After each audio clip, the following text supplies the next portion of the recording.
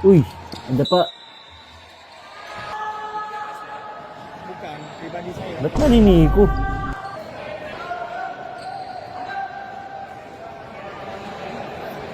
Uy, masakit yun ah.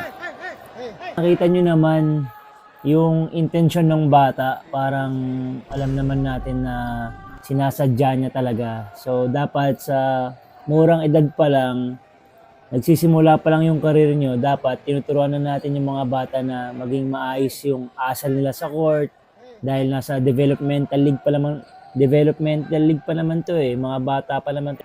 Kahit sa mga magulang ng bata, dapat din natin tinotolerate yung mga bata. Dapat sinasabihan din ng mga coaches yan. Dapat wag tayong manakit sa kapwa nating players. Dapat sports lang. Kasi syempre, dyan natin makukuha yung sportsmanship natin sa paglalaro ng basketball. At syempre, imaginein na lang natin guys, mapunta yung player na to sa bigger leagues, sa mga higher leagues na pag tumanda sila. Imaginein nyo na lang kung ano yung mga gagawin pa nila pag tumanda silang ganyan ang asal. Kaya dapat, bata pa lang, iwasan na natin yan.